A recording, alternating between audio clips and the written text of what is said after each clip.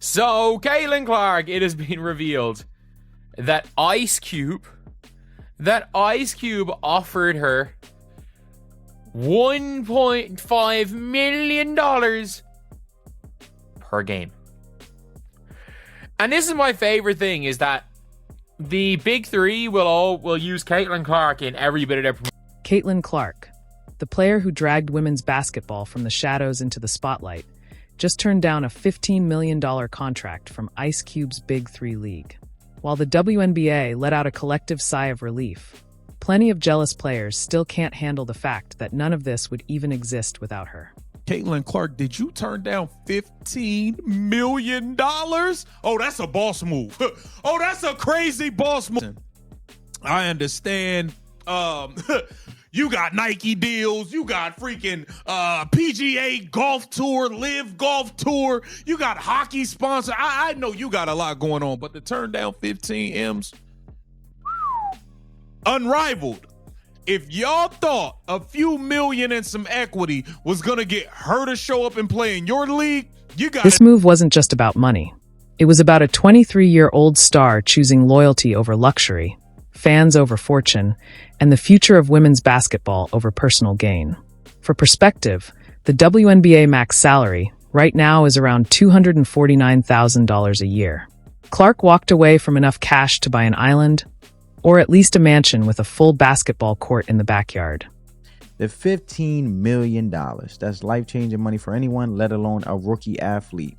So where did this unbelievable offer come from, and why on earth would Caitlin Clark turn it down? So the offer, as you guys can see on the article on the screen, was from the Big 3, the 3-on-3 basketball league founded by the one and only Ice Cube. And the first offer was already huge, a cool $5 million ball. But in a sign of just how desperate they were to get Clark, they tripled it, blowing it up to a massive. The Big 3 wasn't throwing her pocket change.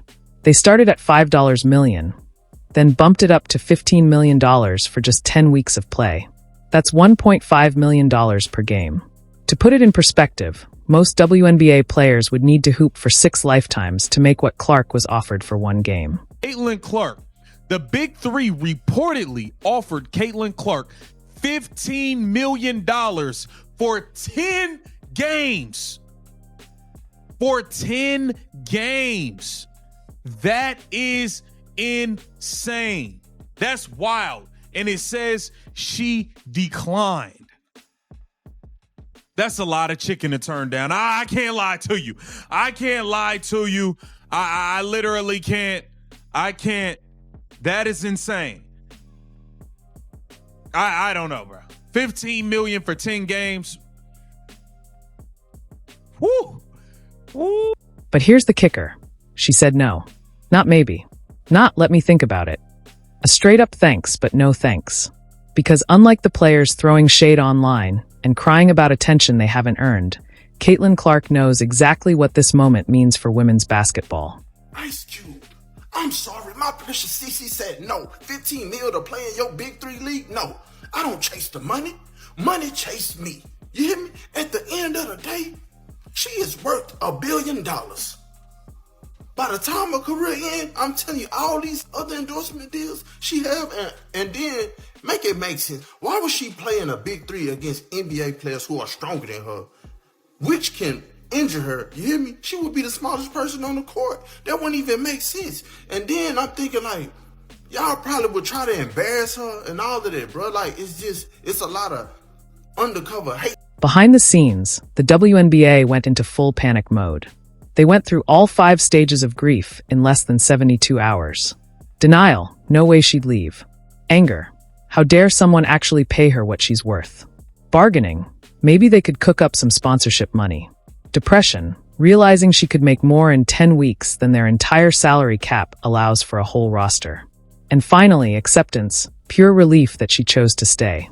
So while you're here, make sure to hit that subscribe button. Clark turned it down. She chose the grind of a sweaty Indiana gym over the glitz of the Big 3. The WNBA didn't just dodge a bullet. They dodged a nuclear bomb that could have blown the league's credibility apart. But while Clark was making one of the most selfless moves in recent sports history, her peers were busy tallying up how unfair their paychecks looked next to her offer. Now, Caitlin Clark, you so much better than me. The WNBA would have never. Hey, listen, I would have never stepped foot on that court. $1.5 million per game. Braun don't even make that, and you turned it down for her contract in the WNBA. She gonna make like $400,000 in 4 years. That's the part that I don't really understand about WNBA players. They make so much bread everywhere else. They be making more bread in college. They make more bread overseas. They can make more in Unrivaled, the Big 3. There's so many options, but they still be playing in the WNBA. I don't get it. Go on strike, bro. If there's money like this available, go get it. And let's address the elephant in the arena, jealousy. Legendary broadcaster Dick Vitale said it plain and simple. Jealousy is driving a lot of this. When Clark led the league in fan votes, finished third in media votes, but somehow got ranked ninth by fellow players. The message was clear. They'd rather deny her impact than admit she's elevated the entire sport. You want a good example of what it looks like when people are jealous of you? Look at Caitlin Clark. She is undeniably a great basketball player. That is just a fact. Now, there have been a lot of great basketball players before her, and there will be after her. But what we do know is that she is getting a ton of recognition, and that breeds jealousy. When you shine bright and you're really great at what you do, people come for you more because you are great. Notice how much friction there is on the court. There is always someone going up against her. There's always people taking personal offense. Meanwhile, Clark's actual WNBA salary is a complete joke. Just $78,000 this season. That's less than the cost of a fancy car. And yet, one economist estimated she brought $36 million in economic impact to Indianapolis alone. She's generating more than some country's GDP. But the WNBA is paying her like she's running a fast food franchise. Clark's response? Pure class. While others whine, she jokes about refusing to pay $10 for airplane Wi-Fi because she's cheap. Think about it. She turned down $15 million, but still worries about Delta internet fees. That's not just humble, that's different. WNBA's jealousy of Caitlin Clark has never been more obvious as players vote her the 9th best guard. Yes, you read that right, bro. The WNBA just had their All-Star vote in return, and the players voted Caitlin Clark as the 9th best guard in the league. Mind you, this is the same Caitlin Clark that came in breaking every record. She putting up numbers that have never been done in WNBA history. She literally has the entire league on her back. Look down here. This is how many votes she got from the fans. Look, she got 1.2 million All-Star votes. Not only is that a WNBA record, but it breaks her own record from last year when she got 700,000 as a rookie. And this, look, for reference, the top 30 vote getters for the 2023 All-Star game got 1. And here's the part most people miss. She could have walked away from the whole system. The underpayment, the jealousy, the media nitpicking. Plenty of people would have taken the money and bolted. But Clark sees the bigger picture. It's not about her paycheck. It's about little girls who now dream of hitting logo threes and families who plan weekends around WNBA games. Her debut game? 2.1 million viewers, the most in 20 years. Attendance records? Shattered. The Indiana Fever drew more fans in 5 home games this year than they did the entire 2023 season. Merch sales? Up 236% year over year. This isn't growth, it's an explosion, and it's all because of one player who chose legacy over a quick payday. Her endorsement deals must be pretty decent for her to willingly turn that down, because we know her WNBA salary is nothing to brag about. But for her to do that, I guess I look at it like this. If she were to have accepted that before she even stepped foot on a WNBA court, I could only imagine how they would have treated her. I don't even think she would have made it through half the season. She would have had a season-ending injury for sure.